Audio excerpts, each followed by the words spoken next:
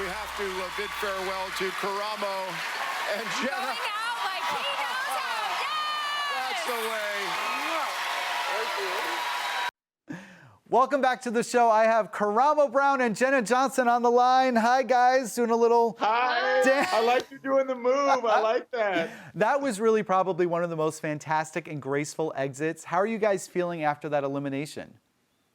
We feel good. It's bittersweet because we both want to be in rehearsal right now. Yeah. We had our next week dance planned. Jenna had choreographed something amazing that was really exciting for people to see. But also, we went out on a very high note. We had good scores.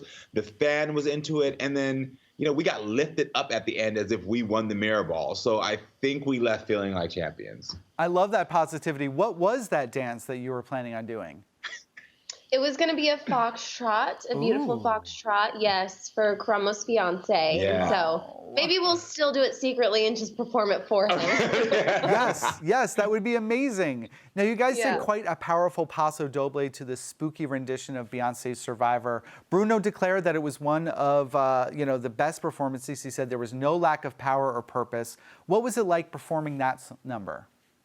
It was exciting until we went home. it was like, everyone was like, it was great. You did awesome. Now you got to go home. No, it was probably one of my most favorite dances. I've had 3 favorite dances on this show, which is contemporary, tango, and the paso.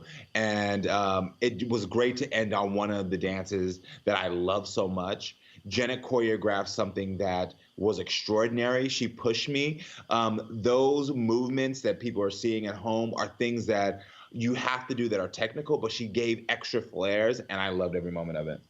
You guys looked amazing. And then you had the additional challenge of performing a second dance as part of Team Treat. How did that experience of rehearsing with your competitors differ from just working with each other?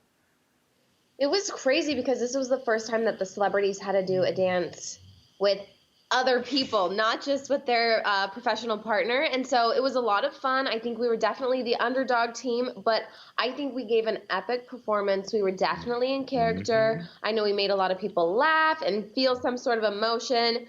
And ultimately, this was the best time that all of our celebs performed the team dance. So. Yeah, and listen, I didn't want to go home, but Kate did an amazing job. You know what I mean? Like, she was graceful, impeccable. I mean, even in our team dance, she was a driving force for the rest of us guys. And I was just like, come on now. Like, I hated that it had to be the 2 of us. You know, so rude. Yeah, so rude because I was cheering for her and like rooting for her. And so, yeah. Did the rehearsal with the group look as fun as I thought it did? It actually was. Well, it was fun for 3 of us. Poor Sean was like, very much struggling. and we were just trying to like raise his spirits the entire time of like, you got this, you can do this. Because especially when we had to crawl to the ground and like do like a movement, his body doesn't work in that way. But he was a trooper and he tried it. Kel and Karamo were over there like doing all the moves, and I think it inspired him to do it and really try it. But I think the rehearsal process as a full group was fun because you're usually just stuck with one person in a room for 4 to 6 hours. And so it was fun to get a bunch of dancers together and have fun for Halloween. Yeah. I mean, don't get me wrong. I was happy being stuck in a room with this lady for 4 to 6 hours. But it was also nice to have, the other dancers in there because it was like you got to play around a little bit. Yeah. You know, Karamo, you mentioned Sean. I know that your friendship with him has caused a lot of headlines. You talked to people last night and said, really why you stand by him and why you've really helped him kind of shift a little bit. And as somebody who's a huge fan of yours and who's watched you on Queer Eye do that with people over and over again, it made a lot of sense to me that you led from love. And I really appreciated that you did. I just want to know how it felt to deal with that backlash in the public eye. Like I remember, I think you deleted your Twitter for a bit. Like, what was that experience like for you? It was hurtful because majority of the backlash that I was getting was from people who, were on the same political side as me. It was like, I was like, we're on the same side here. It's not like I'm some secret Republican. I'm like, I'm on your side. I don't I don't respect how our president is currently running our country. And I believe that he's spreading a lot of hate and not love, which goes directly against what I stand for. And so it was hard that they couldn't see, but I understood. Let me be very clear about that. I understood. You have a man who stands on a podium and who has constantly said lies to America. But for me, I thought to myself, if I can be nice to him, lead with love, then maybe we can get to a place where I can change his heart, just like I do with people on Queer Eye. I want to show people like what I do on the show is what I actually do in real life. And Sean's reaction after I got eliminated, he was crying the entire night. He cried the whole press. Entire night. He sent me the sweetest text last night saying, oh my gosh, I mean, I don't know if he's okay with me reading it, but I could share it. But it was like the kindest thing. And it just shows me that like I got through to him. And so it doesn't mean that I think he's about to change his political affiliation, but it does mean that now next time he goes forward in the public eye, hopefully he'll think about me and he'll think about how his comments or the administration he supports could affect someone like me or affect someone like Jenna. And maybe that could change him. And outside of him, since this show has started, I'm in the airports, I'm in grocery stores, and people who are Republicans, people who are conservative, people who are like, I've never seen you, I didn't know who you were, are like, because of Dancing with the Stars and how kind you were to Sean, I've now changed my point of view. And I'm like, that's the win. That for sure is, and I appreciate that you are an example of that for so many people. Thank you for that. Thank you. Let's have a little fun. It is time for a segment we like to call Just Between Us.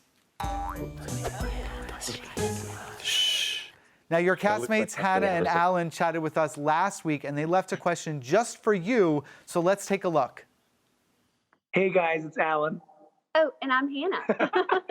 And just between us, what's been your favorite moment on Dancing with the Stars? My favorite moment on Dancing with the Stars probably was getting the highest scores and performing my favorite dance, the Viennese Waltz to Lover. It was so amazing. And when we looked back, we looked at each other and we're like, we don't even know what just happened. Just like completely in the dance. That was probably my favorite.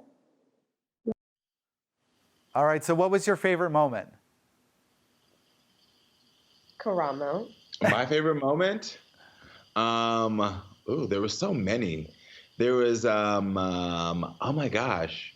I would probably say contemporary. Oh, dance. It was easy. Yeah, dance was Yes. contemporary. That was my favorite dance, for sure. And I think that was like the most surreal moment, like with your family being there, your father being there, with you sharing your whole story. It was like one of the most, I think, meaningful and just fulfilling moments that I've ever had on the show. Yeah. And seeing you like open up, and that was one of my favorite moments. I would also say that one of my favorite moments was the connection that I had with my castmates. Yeah. I think every single one of them, you know, I've shared this before and they've shared it too. Every single one of them at some point during the show came into my trailer for advice and to like get some type of motivation on, you know, going forward in the competition. To get Karamo'd. And I think that was great because they trusted me, I trusted them, and we created a real bond. And I just want to say that Hannah right there is one of the most extraordinary dancers and human being ever. I don't think people recognize how strong she is and how much she has fought for everything she has had. And I was very impressed by working with her every day. And I'm very thankful that she's still on the show. That is so, so sweet. I have to ask, Karamo, did you ever rehearse your dance moves with your husband or your sons? I did! The paso, Ian, my fiance, and I rehearsed every night because I was so determined to get it right that we were in our kitchen rehearsing the paso. You didn't tell me that. That is so cute. I did, yes. Aw. Yeah. I love it. I love it. All right, and my other big question for you, Karamo, is do you know who you think should be the next Fab Five cast member to compete on Dancing with the Stars? Who should it be? Well, we talked about this, and I think it would be Anthony. He's not going to do it because Anthony has so many things going on in his life. But if there was someone that I think would do it, it would be him because he's someone who would be able to take the challenge and really go forward.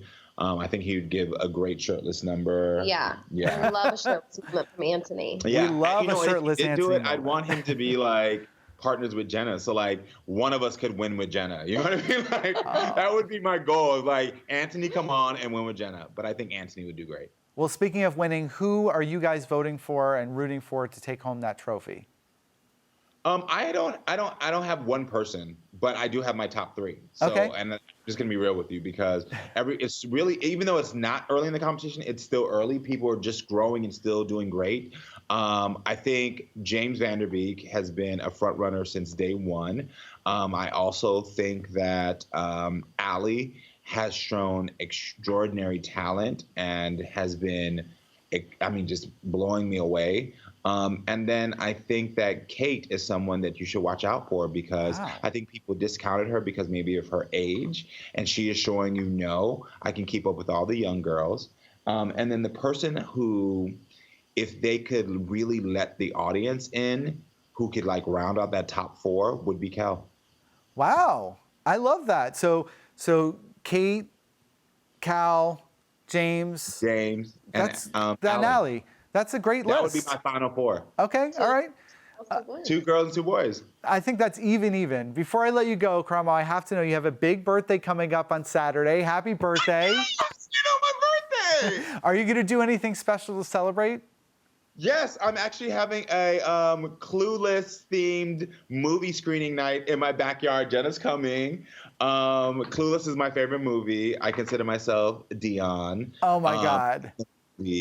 Who am I again? Your Cher. So she has never seen Clueless. This was the one reason why I was like, our relationship might end, is because she had never seen it, though she quotes lines from the movie and does not even realize it. Like what? She's saying, This birthday is like also partly for me. So it's like a celebration for both of us. We're watching Clueless. yeah. Are you going to dress up? Big screening in my backyard of Clueless, and my fiance's planned it. It's perfect, and so that's my big birthday plans. Are you going to dress up? Are there going to be costumes? I'm going to dress up. You know, like those outfits are iconic. Yeah. And so you have to. And so I'm trying to figure out, like, do I just buy it for Halloween so that way I can wear it to the Halloween party I'm going to, and then I'll have it for like the next day? Or do I like get a Halloween costume and then that as well? It's a tough decision. Very tough. Very I tough. I see Dion and Cher right here. Let's do it. Hey. Right? As if it would be everything. Well, thank you guys so much for joining us. I had the best time.